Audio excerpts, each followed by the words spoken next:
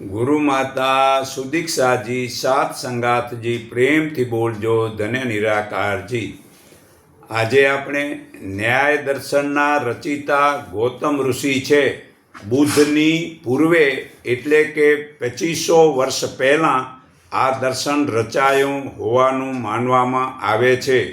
ન્યાય દર્શનને તર્કશાસ્ત્ર, પ્રમાણશાસ્ત્ર, વાદ વિવાદ પણ કહે છે, કારણ કે તેમાં તર્કો અને પ્રમાણો ઉપર અધિક પ્રમાણમાં ભાર આપવામાં આવ્યો છે। ન્યાય દર્શનનો આધારભૂત ગ્રંથ ન્યાયસૂત્ર છે। તેમાં કુલ 5 અધ્યાયો છે।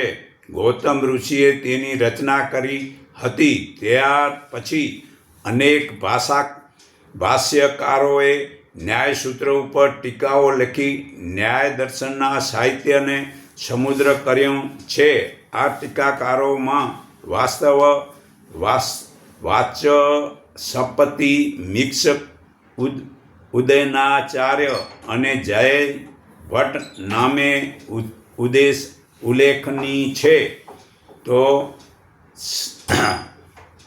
સામાન્ય ન્યાય દર્શનનો અર્થ કાયદા પાલન અથવા નિયમયુક્ત વ્યવહાર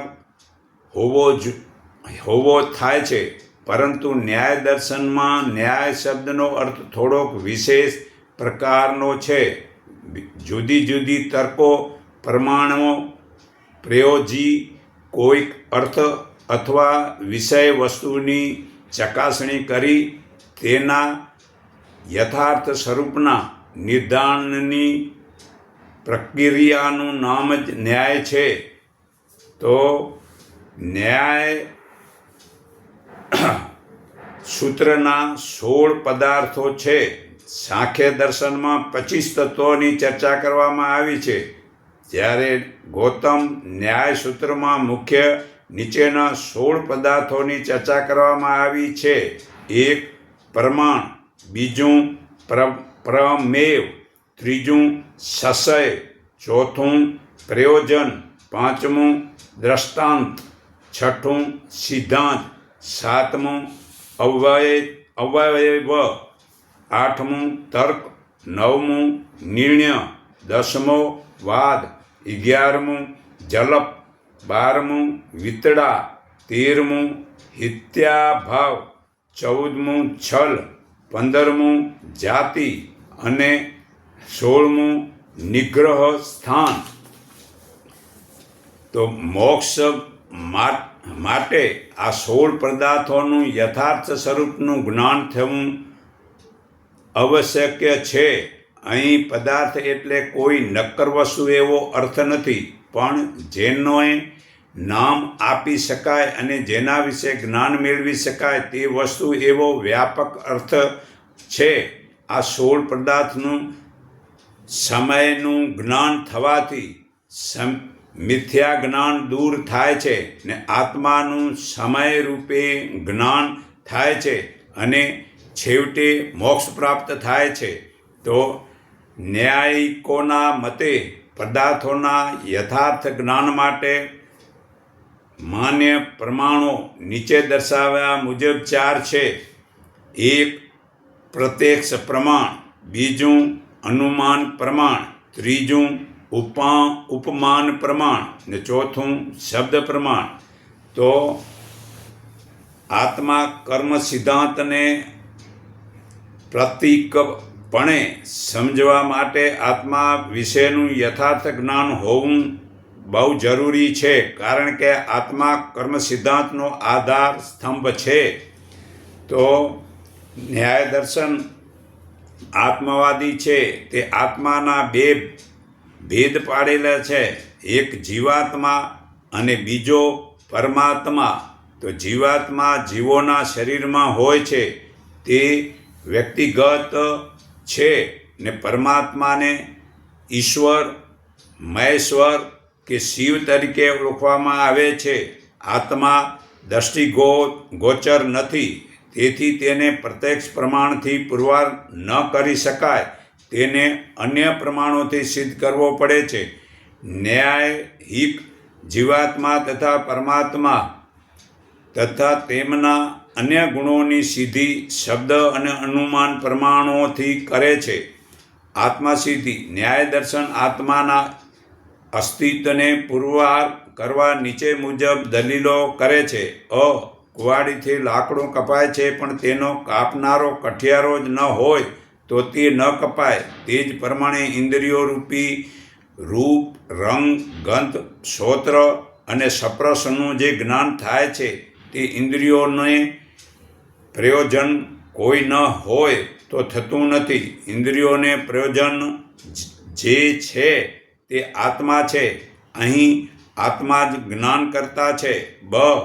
ઈચ્છા, વેર વગેરે દ્વારા આત્માનું અસ્તિત્વ પ્રમાણિત થાય છે. કોઈ વસ્તુની ઈચ્છા ત્યારે થાય છે જ્યારે એવા પ્રકારની વસ્તુની ભૂતકાળમાં સુખ મળતું હતું તેવું સ્મરણ થાય છે. કોઈ વસ્તુની ઈચ્છા થવી એ એવું પ્રમાણિત કરે છે કે જે આત્માએ ભૂતકાળમાં કોઈ વસ્તુને જોઈને સુખનો અનુભવ કર્યો હતો તેને આજે તે રીતની વસ્તુ જોઈને એનાથી પ્રાપ્ત થતાં સુખનું સ્મરણ થાય છે.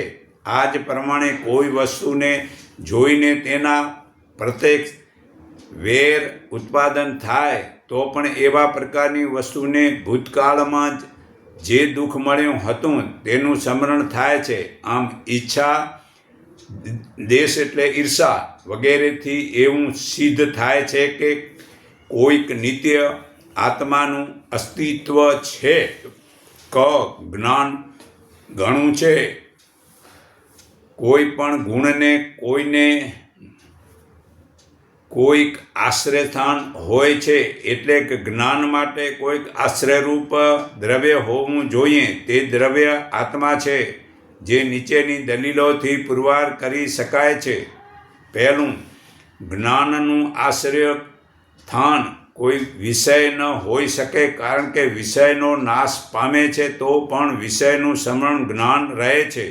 બીજું, કેટલાકના મતે ઇન્દ્રિયો જ્ઞાનનો આશ્રય છે, કારણ કે ઇન્દ્રિયો હોવાથી જે તે જ્ઞાનની અનુભૂતિ થાય છે. ઇન્દ્રિયોના અભાવમાં જ્ઞાન થતું નથી. તો ન્યાય દર્શન આ વાત સ્વીકારે છે, પણ અહીં ઇન્દ્રિયો સાધન કરણરૂપ જ છે.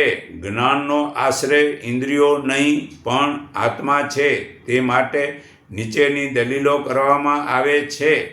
પહેલું, પાંચે જ્ઞાન રૂપ, રંગ, ગંધ, શ્રોત્ર અને સ્પર્શનો આશ્રય કોઈક એક ઇન્દ્રિય ન હોઈ શકે, કારણ કે આપણને એવો અનુભવ છે કે પાંચે પ્રકારના ઇન્દ્રિયો જ્ઞાનો જુદી જુદી ઇન્દ્રિયોથી થાય છે.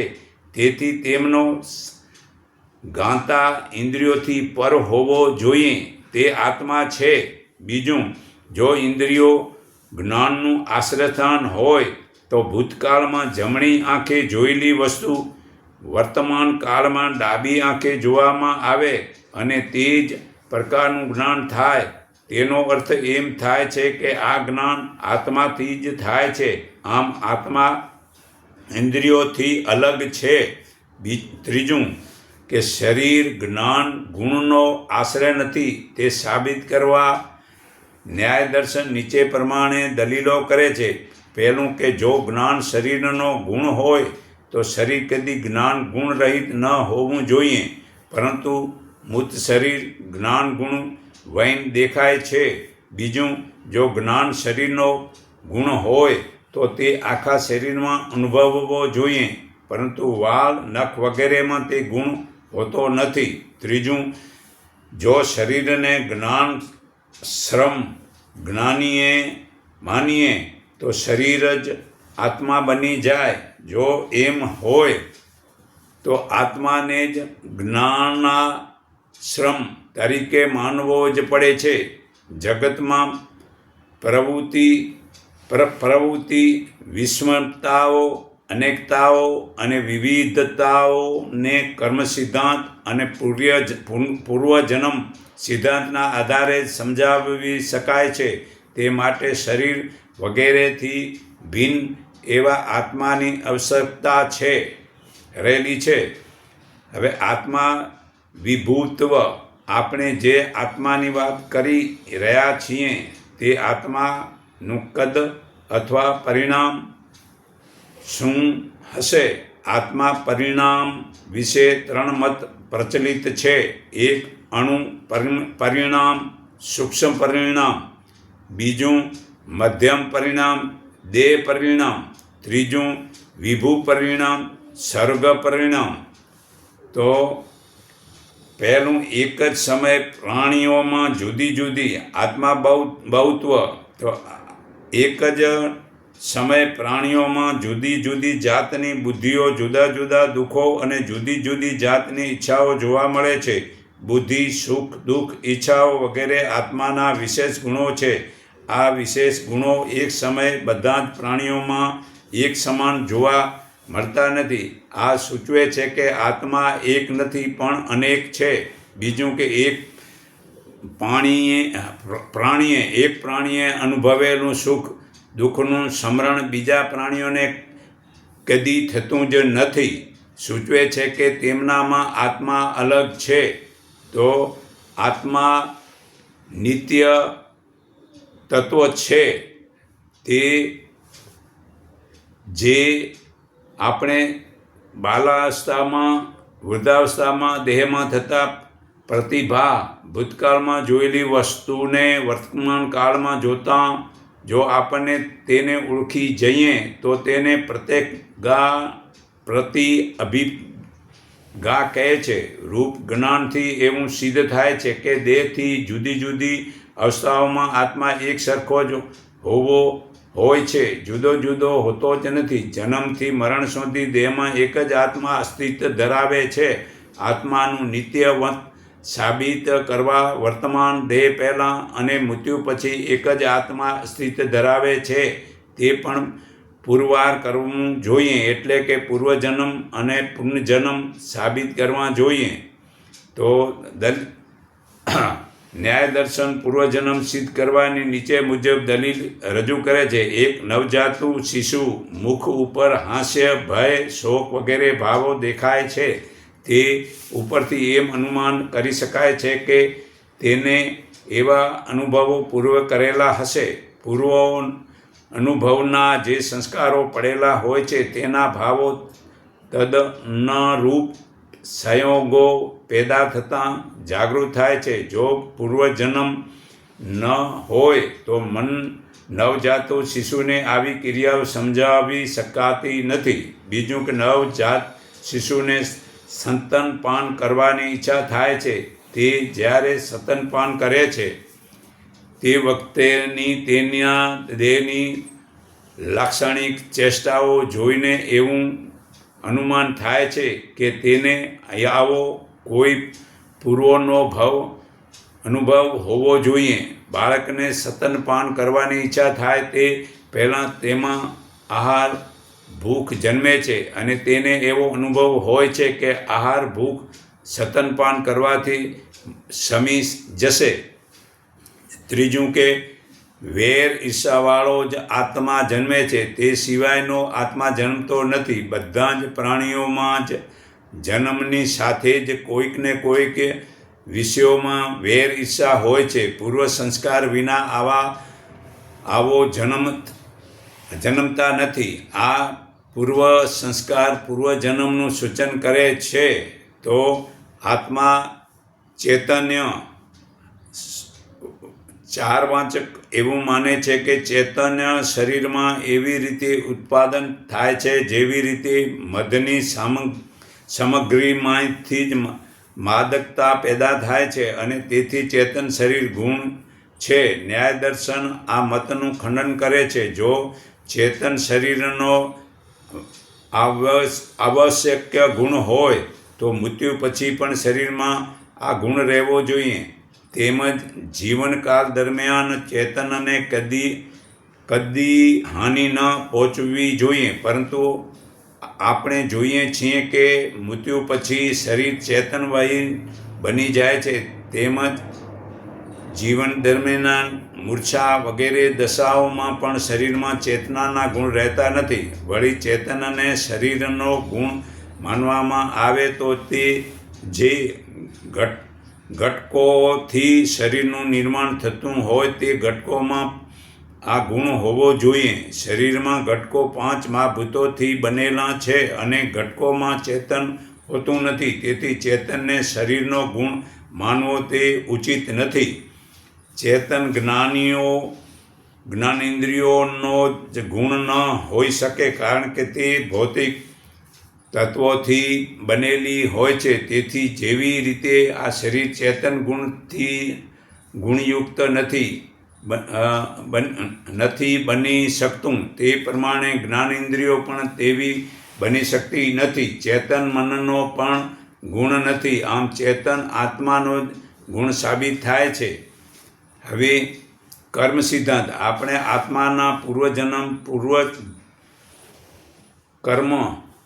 પૂર્વજન્મ અને નિત્યના સિદ્ધ કરતી દલીલો જોઈ ગયા. આ બધાનો સ્વીકાર થતાની સાથે જ કર્મ સિદ્ધાંતનો સ્વીકાર થઈ જાય છે. વળી કર્મ સિદ્ધાંતને સ્વીકાર્યા સિવાય પૂર્વજન્મ કે પૂર્વ જગતની વિશેષતાઓ, વિસ્મયતાઓ અને અનેકતાઓ સમજાવી શકાતી નથી. આ બધાનું કારણ શું છે? કાર્યકારણ નિયમ અનુસાર પ્રત્યેક ઘટનાનું કારણ હોય છે. કર્મ સિદ્ધાંત મુજબ આ બધું જીવોના પૂર્વકર્મના ફળ સ્વરૂપે હોય છે. જો પૂર્વકર્મને ન માનીએ તો બધા જ જીવો એક સરખા જ હોય તેવા માનવું પડે. જો કર્મોને શરીરમાંના 5 મહાભૂતોના નિયામક તરીકે ન સ્વીકારીએ તો બધા શરીરો એક સરખા બને. પરંતુ જગતમાં પ્રત્યેક ક્ષણપણે આવું જોવા મળતું નથી. જીવોના શરીર ભેદને સમજવા માટે પૂર્વકર્મને માનવા પડે. એટલે કે શરીરની ઉત્પત્તિના નિમિત્ત કારણો તરીકે કર્મોને માનવા પડે. વર્તમાન જન્મમાં જે કર્મો ભોગવવાના હોય તે ભોગવાઈ ગયા બાદ શરીર પડે છે અને પુનઃ નવા જે કર્મો વિપાકો નમુખ બને છે તે કર્મોને ભોગવવા માટે જે જાતનું શરીર જોઈએ તે જાતનું શરીર ઉત્પાદન થાય છે. તો અદ્રષ્ટ.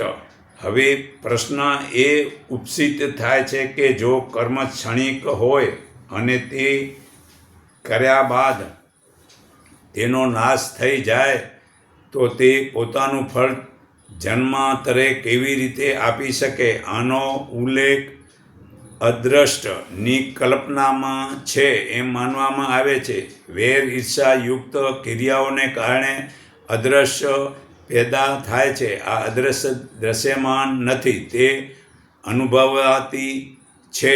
તે એક રહસ્યમય બળ છે. ક્રિયાઓ અથવા કર્મનું ગુપ્ત પરિણામો છે. તે કર્મની પ્રસિદ્ધ અસર છે. તેનો નિવાસ કર્તાના આત્મામાં હોય છે. તે કર્મ અને કર્મફળ વચ્ચે કડી સમાન છે. આ દ્રશ્ય જ્યાં સુધી ભોગવાઈ ન જાય ત્યાં સુધી આત્મા પડી રહે છે. તે ફળ પૂરેપૂરું ભોગવાઈ જાય ત્યારે જ નિત્ય નિવૃત્ત થાય છે. તો સૃષ્ટિ સર્જન પ્રક્રિયા અદ્રષ્ટ. સૃષ્ટિના પ્રલય અને સર્જનની પરંપરા અનાદિ છે. એવો કોઈ પ્રલય નથી કે જેની પહેલાં કોઈ સૃષ્ટિ ન હોય અને એવી કોઈ સૃષ્ટિ નથી કે જેની પહેલાં કોઈ પ્રલય ન થયો હોય. તો આ 4 મહાભૂતોથી સૃષ્ટિના સર્વે પદાર્થોની ઉત્પત્તિ થાય છે. અહીં 4 મહાભૂતોની ઉત્પત્તિ થયા બાદ તેમાંથી મહેશ્વરની ઈચ્છાથી એક અંડની ઉત્પત્તિ થાય છે. આ મહેશ્વર અંડમાં તેના અધિષ્ઠા રૂપમાં એક ચતુર્મુખ બ્રહ્માને ઉત્પાદન કરે છે અને તેને સૃષ્ટિ સર્જન માટે નિયુક્ત કરે છે અને અંડને તેથી બ્રહ્માંડ કહે છે. આ જ બ્રહ્મા હવે વિભિન્ન જીવાત્માઓના અદ્રષ્ટોને બરાબર જાણીને તે પ્રમાણે અસંખ્ય પ્રાણીઓ ઉત્પાદન થાય છે અને તેમને વિવિધ પ્રકારના શરીરો આપે છે. આ દ્રષ્ટાંત બ્રહ્માને આધીન રહીને વિવિધ પ્રકારના જીવ ગતિઓનો નક્કી કરે છે. તેમજ જીવોના ઉપભોગના સાધનો અથવા પદાર્થો ઉત્પાદન કરે છે. અહીં જ બ્રહ્માજી ફક્ત નિર્દેશિતનું જ કાર્ય કરે છે. બ્રહ્મા બાહ્ય કાર્ય જીવોને સોંપી દે છે અને આ થઈ સૃષ્ટિ સર્જનની પ્રક્રિયા. પરમાત્મા એક ભવનું નિર્માણ કરનાર સતપિત જેવા છે. સૃષ્ટિ પ્રલય ક્રિયામાં અદ્રશ્ય અત્યંત દીર્ઘકાળ સુધી સંસારની ઘટનામાળમાં ફરી જીવો થાકી જાય છે અને ખીન બની જાય છે ત્યારે મહેશ્વરમાં એવી ઈચ્છા પેદા થાય છે કે તેઓ આરામ કરે. આ માટે મહેશ્વર હવે સૃષ્ટિ સંહારની ઈચ્છા કરે છે. આવી ઈચ્છા થતાની જ સાથે શરીર, ઇન્દ્રિયો અને પંચભૂતનો પરવક્ત એવા બધા જ જીવોનો આત્માનો દ્રષ્ટાંતોની પોતાની કાર્ય કરવાની શક્તિ કુંઠિત થાય છે, જેના કારણે નવા શરીર, ઇન્દ્રિયો અને પંચભૂતોના સર્જનની ક્રિયા બંધ થઈ જાય છે.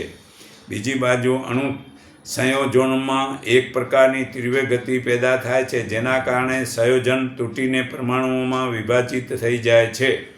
તો ઈશ્વર વિશે ન્યાય દર્શનનું શું મહત્ત્વ છે તે જોઈએ. આ દર્શન ઈશ્વરવાદી છે. તે ઈશ્વરની સત્તાને સ્વીકારે છે. ગૌતમ બુદ્ધ અને પછીના ઉત્તરકાલિક વિદ્વાનો વાસ્તવાયન, ઉદ્યોગતક, જયંત ભટ્ટ, ઉદયન ગંગે વગેરેએ ઊંચું ચિંતન કરીને ઈશ્વરના અસ્તિત્વ અને તેની કાર્યશૈલી વિશે સમજૂતી આપી છે. જો કે આ બધાની પરમાત્મા સ્વરૂપ ગુણો અને તેની જરૂરિયાત અંગેની માન્યતાઓમાં થોડા ઘણા મતભેદ જરૂરી છે, પણ તે બધાને ઈશ્વરી સત્તાનો સ્વીકાર કર્યો છે. તો તે ઈશ્વર અથવા પરમાત્માની જરૂરી છે. તો તેમના મતે એવો દૃષ્ટાંત આધારે ઈશ્વર જ આ જગતની ઉત્પત્તિ, સ્થિતિ અને લય કરે છે. તે જ જગતનું સર્જન, પાલન, પોષણ, રક્ષણ, ધારણ અને સહાય કરે છે. તે સર્વ કર્મોના નિયંતા છે. તેમના પ્રમાણે જ ક્રિયા અને કૃત્ય થાય છે. તેમની કૃપાથી જ મનુષ્ય તત્વનું જ્ઞાન થાય છે અને મોક્ષ પ્રાપ્ત કરવામાં સફળ બને છે. જીવાત્મામાં જ્ઞાન, ઈચ્છા, પ્રયત્ન, ધર્મ, સુખ વગેરે ગુણો છે, પણ તે નિત્ય અને અનંત નથી. ઈશ્વરમાં જ આ ગુણો અને અનંત, સમીપ અને નિત્ય છે. ઈશ્વર જ એક, જીવાત્માઓ અનંત છે. ઈશ્વર એક જ છે, જીવાત્માઓ અનંત છે. જીવાત્માના કર્મ બંધન થાય છે તથા મોક્ષનો અધિકારી છે, જ્યારે ઈશ્વર નિત્ય બંધન મુક્ત છે અને મોક્ષથી પર છે. જીવાત્મા પરતંત્ર છે, ઈશ્વર સ્વતંત્ર છે. જીવાત્મા જગતનું નિમિત્ત કારણ નથી, તેમજ કર્મફળ પ્રદાન નથી. ઈશ્વર જગતનું નિમિત્ત કારણ છે, તેમજ કર્મફળ પ્રદાન પણ છે. જીવાત્મામાં અધર્મ, મિથ્યા જ્ઞાન, ક્લેશો અને પ્રમાદ હોય છે. ઈશ્વર આ બધાથી મુક્ત હોય છે. આત્મા સચ્ચિદાનંદ જ છે. પરમાત્મા સચ્ચિદાનંદ ઘન છે. ઈશ્વર અસ્તિત્વની સાબિતો. ઈશ્વરનું અસ્તિત્વ સાબિત કરવા કોઈ પ્રયત્ન કરવા પ્રમાણ મળતું નથી, કારણ કે ઈશ્વર અગોચર છે. તેથી તેમને પુરવાર કરવા ન્યાયસૂત્રના અન્ય પ્રમાણોનો આધાર લેવો પડે છે. ઉદયનાચાર્ય તેના ન્યાયકુસુમાચિક ગ્રંથમાં આ માટે કેટલીક યુક્તિઓ રજૂ કરી છે તે જોઈએ. કાર્યકારણ નિયમ ઉપર આધારિત તર્ક. આ જગતમાં કાર્યકારણનો નિયમ સર્વત્ર કાર્યરત હોય એવું માલુમ પડે છે. આ નિયમ મુજબ જો કોઈ કાર્ય થયું હોય તો તેનું કોઈને કોઈક ઉપાદાન કારણ, નિમિત્ત કારણ અથવા તો બંને કારણો હોવા જોઈએ. કારણ વિના કાર્ય સંભવતું નથી. જગત એક કાર્ય છે, તેથી તેનું કોઈને કોઈ જ કારણ હોવું જોઈએ. દાખલા તરીકે માટીમાંથી ઘડો આપોઆપ બની જતો નથી, પરંતુ માટીને બરાબર મેળવી તેમાંથી ઘડો બનાવનાર કોઈક હોવો જોઈએ. માટીમાંથી ઘડો બનાવનાર કુંભાર ઘડાનું નિમિત્ત કારણ છે અને માટી ઉપાદાન કારણ છે. તેમ જગતનું નિમિત્ત કારણ પરમાત્મા છે અને ઉપાદાન કારણ પરમાણુઓ છે. નિમિત્ત કારણ વિના કશું જ આપોઆપ બનતું નથી. જગતનું ઉપાદાન કારણ પરમાત્મા નથી. જગતનું ઉપાદાન કારણ તો પરમાણુઓ છે, પણ તે જડ અને બુદ્ધિહીન છે. તેઓ આપમેળે કશું જ કરી શકતા નથી. પરમાણુઓના પરસ્પર સંયોજન અને વિયોજનમાંથી જીવોનું અદ્રષ્ટો અને પણ મહત્વનો ભાગ ભજવે છે. આ દ્રષ્ટો જડ અને બુદ્ધિહીન છે. તે સવાય પરમાત્માનું સંયોજન કે વિયોજન કરી શકતા નથી. તે માટે ઈશ્વરની જરૂર પડે છે. પ્રત્યેક કાર્યોને ચેતન કરતા હોય છે. તે જગતને ચેતન કરતા ઈશ્વર જ છે. તો વેદો ઉપર આધારિત તર્ક, જે મહાધાર્મિક ગ્રંથો જેવા કે રામાયણ, મહાભારત, પુરાણો વગેરે વાક્યોના રચયિતા કોઈક ને કોઈક પુરુષ છે. વેદ વાક્યોનો રચનારો પણ કોઈક તેમને પ્રયોજન માને છે. તો નૈતિક કર્મ અદ્રશ્ય ઉપર આધારિત તર્ક છે.